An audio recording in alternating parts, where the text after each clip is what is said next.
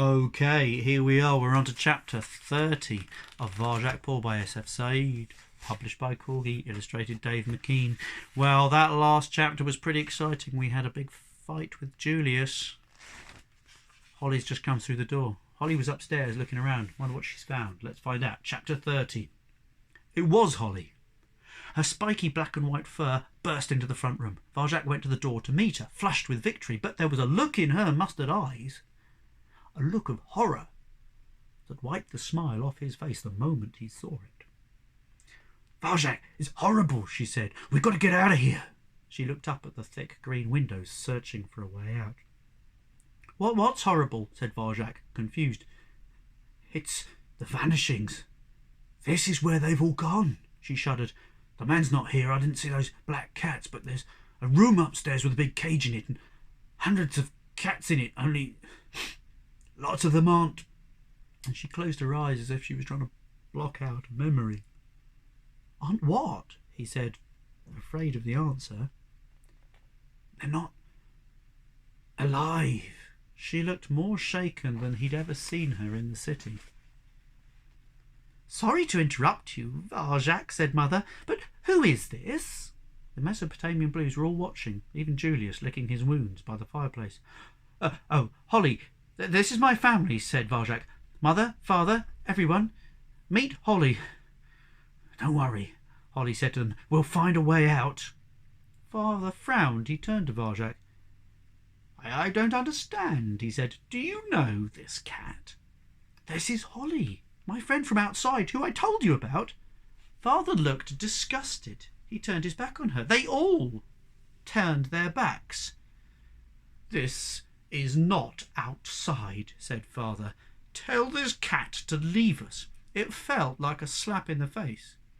Varjak glanced at Holly. She looked as stunned as he felt. "How could you even think of it?" whispered Mother. "You should know better than this, sweetheart." "Didn't you hear?" protested Varjak. "She's going to help us get out." "Oh, but we don't want to get out," said Mother. "Where would we go? Who would feed us?" "Wait a minute," said Holly. "Have you seen what's happening upstairs? If you're being fed, it's not for a good reason." Father ignored her. He just spoke to Varjak. "We haven't been upstairs because of the black cats, but we know there are other cats up there too." "You do?" said Varjak. "The gentleman brings them to the house," said Father. "He feeds them. Not like he feeds us, not with caviar, but cheap dry food. There are sacks of it in the kitchen. He keeps them alive until... Well, we don't know exactly what happens next, but we all agree that the gentleman would never harm one of us." "You're wrong," said Holly. "If it's them today, it'll be you tomorrow." "We're different," Father said to Varjak. "We're special.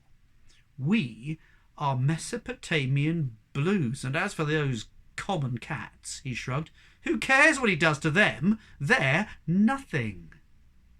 "What?" said Holly, her ears and whiskers bristling. "Less than nothing," said Aunt Junie, as if Holly wasn't even there. "Come on, Varjak, let's go," said Holly. "These idiots deserve everything they've got coming." Her words made Varjak shiver. He didn't know what to do or say. He looked at Mother. "We know what we're talking about, sweetheart," she said in a gentle, reasonable voice. "We're not going anywhere." His head was spinning. Maybe they were right and Holly was wrong. The gentleman hadn't harmed them yet. Perhaps he never would. But what about Holly?" said Varjak. "She is not one of us," insisted Father. Varjak looked at Holly. He looked at his family. There was a twisting, tearing feeling in his guts. He looked at Holly, the family, Holly again. His insides were being ripped in half. It was impossible. "We need you here," said Jasmine. "You need me?" said Varjak. Father nodded, very serious. "Of course we need you, son. You're head of the family now. You can't just leave us." "You beat Julius," said Jay. "Julius was terrible," said Jethro. "But you're the best, Varjak," said Jerome. And Varjak felt proud inside, proud to be a Blue. Creak. It was the front door opening. Click, clack. It was the gentleman entering the house, two sleek black cats by his shoes. "Come on," urged Holly, "now!" She cut towards the corridor. Varjak couldn't move. His mouth felt numb like ice. He wanted to go with her, but how could he? He finally had what he'd always wanted. He was a proper Mesopotamian blue at last.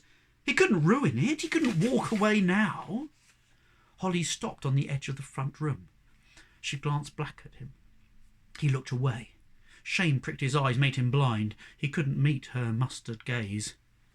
"Holly!" "Varjak, what's wrong?" I can't." He felt it at once. The invisible barrier going up, coming between them. And he knew why. Because he'd done exactly what she'd always feared her friends would do. He'd let her down. At the very moment when she was actually trying to help. But what else could he do? "I'm the worst friend in the world," he whispered. "Stop," she said. "Don't say another word." Varjak watched, frozen to the spot, as Holly bolted, like she'd been burned, away from him towards the front door. The gentleman's cats were ready for her, in a blur of blackness, moving as one. They blocked her. They flung her to the floor. Varjak's awareness spun into action, taking in their smooth, sleek power, their deadly speed. He'd seen everything in the city, even the fearsome Sally Bones, but these black cats were still something else. The way they moved together so perfectly, their identical eyes, they were more like machines than anything else. They had Holly trapped on the floor. His heart screamed at the sight, but how could he fight them both on his own? They'd destroy him, just like they destroyed the Elder Paw. He turned to the family for help, but they turned away. No one could even look at him. The gentleman closed the front door. He stooped down to touch one of the black cat's collars and whispered something in its ear. It left Holly with the other black cat, and marched up to the front room where it stood blocking the way out. It stared at Varjak and the family with its black eyes. As its gaze fell on him, Varjak's awareness quickened with a strange, cold sensation. He took a step towards the black cat. Immediately it pushed him back. Varjak's hackles rose. "Don't, son," said Father. "You're bringing us into danger." "Just let them do what they want," said Mother. "They won't hurt us." Varjak's mind was raging. After all they'd been through together, he'd let Holly down. He'd brought her here.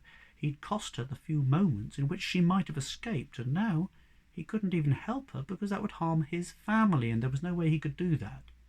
He wanted to be a blue. He was a blue. He belonged with them, not her. Them. He looked on, powerless, as the other black cat dragged Holly up the stairs. She went without a struggle. There was no fight left in her. Varjak watched, silent, unable to move. The last thing he saw was the tip of her tail vanishing from view. It was like watching his own heart being torn out. And she was gone. The gentleman went upstairs after her. The black cat who'd been guarding them followed at last, leaving Varjak alone with the family again. "That's my son," said Father. "I knew you'd do the right thing," said Mother. "Oh, what an ugly little cat she was," said Cousin Jasmine. Her voice sounded like milk. Sour milk. Hey, that's the end of chapter 30. It's done. I'll read you chapter 31 another time, but I'm not going to read it now, because now it's time to pack it in. So be kind to each other and look after each other and stay safe, and I will see you very soon. But until then, bye.